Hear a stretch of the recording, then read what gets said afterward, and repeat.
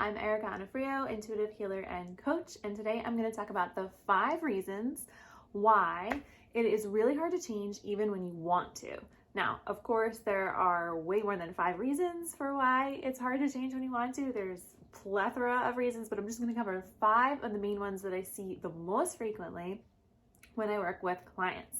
So let's just talk a little bit about change real quick. You all know what change is. Change is making a huge shift or a small shift from where you are to where you're going. And that can be, it can be something small. It can be changing the way that you speak to the people that you love, right?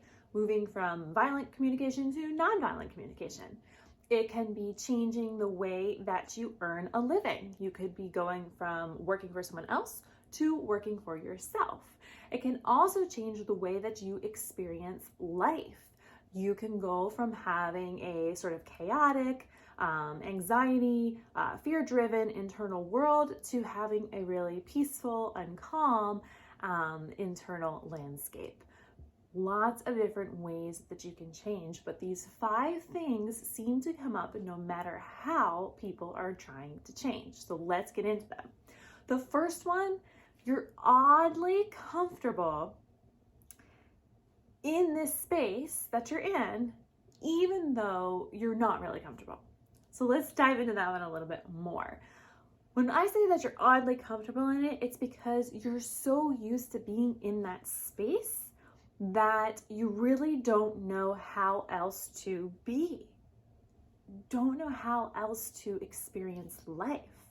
So this is something that comes up a lot when people have anxiety and they're moving out of living from an anxious space to a more controlled and peaceful space.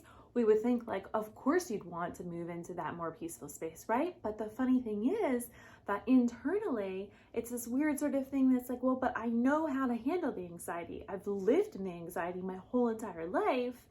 I don't really know how I'm supposed to show up being peaceful. It's like, the wires just aren't really sure what's supposed to happen now. Another one that I see, this is probably the one that I see the most frequently, is sadness. For people who have been depressed, who have spent a lot of time in this energy of sadness and really embodied this sadness, it's really difficult to actually be comfortable being happy or feeling okay. And it's simply because they've just spent so much time in this other space that they don't really even know how to be in this new space. Even though we would look at it as a quote unquote better experience of life, you know, of course, who's gonna choose, if you're gonna choose happy and sad, wouldn't you choose happy? But I don't necessarily want to say it's a conscious choice. It's just something that's happening because they're so used to being in that space of heaviness, of sadness. It's like, I'm comfortable here because I know what that feels like. I know what my experience of life is like in this space. I don't know what it's like to be happy. Like, what do happy people do? Am I supposed to act differently all of a sudden? So and like I said, a lot of this stuff is going on in the subconscious, but it's happening, and it's a strange way of preventing someone from changing. And I see it happen again and again, and we usually just go through it and talk about it, right? So it's okay to let go of those old feelings. The doctor's name isn't coming to mind right now, but there's a bigger piece of this. It's called being actually like addicted to an emotion, because we're so used to that emotion. So we just kind of keep going back to it, sort of like we get like a little hit off of that emotion. And so that's something that could happen, but it's also just simply because humans are creatures of habit, and we're just very used to being in a certain vibration or certain energy. And so shifting that vibration can throw people off a little bit, and it's like, I want it, but I don't want it. So that's just something to be completely aware of, is how am I potentially blocking myself from moving forward because of my fears or confusion or just odd comfortableness in this space that I'm not truly comfortable in. And that's just it. It's like, we live in this society where everyone sort of just pretends that they're totally fine. Everything's great. You know, like we've got the Instagram worthy photos and the, you know, Facebook and all of this kind of stuff. And it's just like, everyone's happy and go lucky, right? But like the reality is that probably, yes, there's a percentage of people for sure. They've done a lot of work though to get to that space, but the majority, it's like, that's not really how they're truly feeling deep inside. Right? And I know this because this is what I do for a living, is working with people one-on-one to get really deeper down into those layers and see what's going on. And it's not comfortable, even though it looks comfortable on the outside. So in order for you to allow yourself to change, that's one thing you want to ask yourself is, am I finding this odd comfort in the discomfort? And if so, how can I allow myself to move past that and move into this new space, which I pretty much can promise you you're going to like better, because it's not going to feel so heavy. If you clicked on this video, you obviously are someone who is trying to change things. We don't usually feel the internal drive to change things when everything is good. We usually only feel the internal drive to change things when they're not going well, or they're not going how we'd really like them to be. And so I forget where I was going with that, but anyway, bottom line is asking yourself, am I holding myself back because I really just don't know what it looks like to feel something different? And if that is the case, I offer you this statement of sort of allowing yourself to just open up to possibility and use this phrase, I am learning. So it's, I'm learning how to live happy, or I am learning how to feel my emotions. I am learning how to speak my truth, right? I am learning is a beautiful way to allow you to just gently glide into that next space that you are trying to achieve. Okay, the second thing is that you are afraid of what you will lose by changing. And so this fear of loss is a big one. This is what keeps a lot of people from doing a lot of stuff. This is what keeps people working in jobs that they don't want to be working in. It keeps people in relationships that they don't want to be in, because they're afraid of losing something. Here's the thing. You can't actually lose anything that is truly aligned for you, because it will stay with you, right? So if we just think about vibrational alignments, the things that are vibrationally aligned to stay with you, they are going to stay with you. And the things that are not vibrationally aligned to stay with you, they are going to drop off. So anything that you lose in the process of change is something that you didn't really need anyway. Give you an example. I ended up quitting my full-time job so that I could go and work full-time for myself.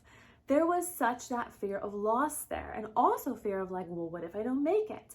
If I can't make enough money, then I'm going to lose my house. Then I'm going to lose even more of my identity. All of these things are going to be gone. Now, when it comes to certain changes, and you may or may not be in that space right now, there is this sort of thing where we have to be okay with loss. We have to have this non-attachment to physical things in our reality, or positions, or where we hold ourselves or believe ourselves to be, to get to that next step. And that is scary, and you can't deny that. But in general, it's usually smaller than that, right? So it's usually just, I'm afraid to lose what? What are you afraid to lose if you change? And a lot of times it's people. We're afraid to lose the people that are important to us, or we're afraid to lose money, or we're afraid to lose our home, something like that. It's completely understandable. However, I'm just going to reiterate again, you're not going to lose anything that's truly aligned with you. So in the terms of relationship, if this means you lose a partner, it's only because someone else who's more aligned for you will eventually come along down the road. If you lose a job, it's only because you are intended to make money in a different way that's more aligned with you, and you will figure that out. So give yourself that space and that grace to understand, like, what is it I'm afraid of losing? And knowing that anything that you lose will be replaced by something better.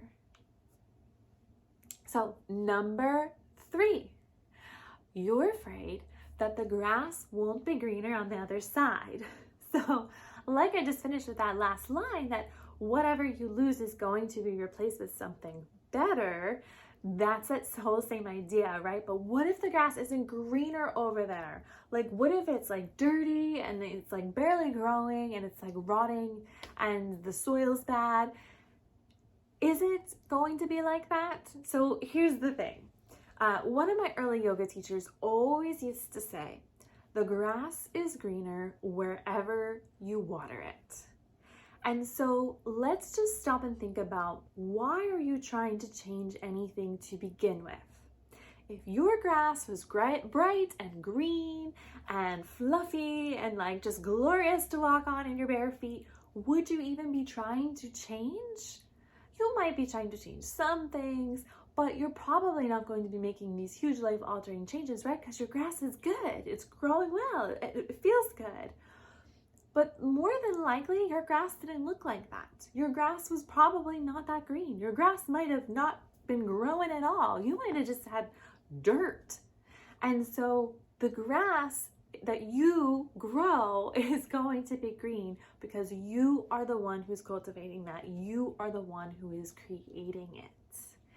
And so keep that in mind when it comes to change. You're creating the changes, you're taking the moves to make the changes, and of course it's going to be greener. And if it's not greener, you're going to figure out how to make it greener, because that's what you're doing right now. So you're just going to do the same thing again. We often forget how amazing and powerful we really truly are, especially when we get in this space where fear sort of gets a hold of us. And then we forget all of the things that we've already accomplished in life out the window, and it's just like, I'm just a pile of mush and I can't do anything. And that's not true. You can do so many amazing things, and you will always figure it out as you keep going. So remember that the grass is greener wherever you water it. The fourth reason why people have a hard time changing, even when we're trying to change, is that you're afraid of who you're going to become as a result of the change. And so this is an interesting one, and I actually see this one a whole lot when it comes to working with clients. And that is, let's say a client is sort of very dramatic and, sort of starts drama and, likes living in this chaos. They're afraid that if they somehow, start to become peaceful and, meditate and are relaxed and calm, that all of a sudden they are going to be boring. Okay, this is just something that comes up. So it's like, who am I going to be if I'm not this person? And so really what's happening here is your ego is not excited about you changing. And so the ego is, this version of you that you present out into the world. We need our ego because it does help us. It keeps us, putting clothes on before we leave the house. It reminds us to do things. Like our ego does help us and keep us safe. But what we want is we want the ego, and we want your heart and your soul to be like together, hand in hand, walking down the street together. What we don't want is your ego in the way of the heart and the soul, which is how most people live, because your ego blocks the view. Your heart and soul can't see from here, can't see what's going on, can't get their word in and their energy out how they want to if the ego is blocking it. And so that's really what's happening when you are operating from your ego space rather than from your heart and your soul. So the concept is difficult, yet it's easy if we think about it this way. All of the pieces of you that you will lose are pieces that aren't really truly you anyway, right? So I don't know that, for example, that original example I used is anxiety. I don't know that someone is actually happy being anxious, creating drama and living in that life, right? I think that on the inside, most people don't want to be living that sort of chaotic thing, and their body systems certainly don't want to be in that chaotic fight or flight space all of the time. And so you're only going to lose those pieces of you which really don't fit you anyway, and those pieces of your ego that do the blocking, right? Because you're going to keep some of who you are and you're just going to be aligning it. We call this process integration, where we're integrating the ego with the heart and soul so that they can work hand in hand in collaboration, creating the life that you really want to be living. So no fears in sort of letting go of those pieces of who you are. You're not going to be boring, you're not going to not be fun. I hear a lot of different things with that one. So just think about, is there a personality trait that I'm afraid to lose, or something that I do that I'm afraid to stop doing because I'm afraid like my friends aren't going to hang out with me anymore? Actually, a really popular one I'll throw in is when people stop drinking alcohol. And then they become afraid that those friends aren't going to hang out with them anymore, or they're not going to be fun anymore, or like who's going to want to be around them. And the reality is that if people do choose to leave you because you've made a choice that's better for you, then those people probably just aren't really meant to be in your life anyway. And if you're not fun, if you find somehow that you're not fun without a substance, then maybe that's a change you need to make too, is figure out how to be fun just being you. So getting back to the thing though, it's just like, remember that anything you lose is going to be stuff that you didn't need anyway. All right, now the fifth reason why it's hard to change even really when we want to is that you're afraid it's just going to be too much work. And change isn't just a walk in the park. However, it doesn't have to happen overnight either, right? So Rome was not built in a day, and you don't have to change your whole life in a day. I can tell you that from my experience when I started really making changes in my life was when, it was like 11 years ago. I think it's about 11 years ago or so. That's when I started to really make changes in my life. And I started slow and simple and small. So the first thing that I did, and this is actually with my diet, the first thing I did was get rid of all the high fructose corn syrup in my diet, which it sounds small, but it's actually kind of bigger because that means like soda, ketchup that has it, just all sorts of stuff, all sorts of ingredients have it, things like that. So it cut out of a lot of processed foods. And then, I just kept going with it, right? So I kept changing my diet and kept changing my diet and got to the point where I am today, but this is 11 years later. And I eat a really healthy diet at this point, but I still kept some of my fun stuff that I like, and then I'm refusing to get rid of, like chocolate and potato chips. But the point is that it was a slow process. I didn't just all of a sudden start drinking green smoothies day one of changing my diet. Like green smoothies didn't even come into my existence until about 3.5 years ago. So the thing is that it doesn't have to be overnight. It doesn't have to be fast. Whatever the change that you're trying to make is, you can make it in time.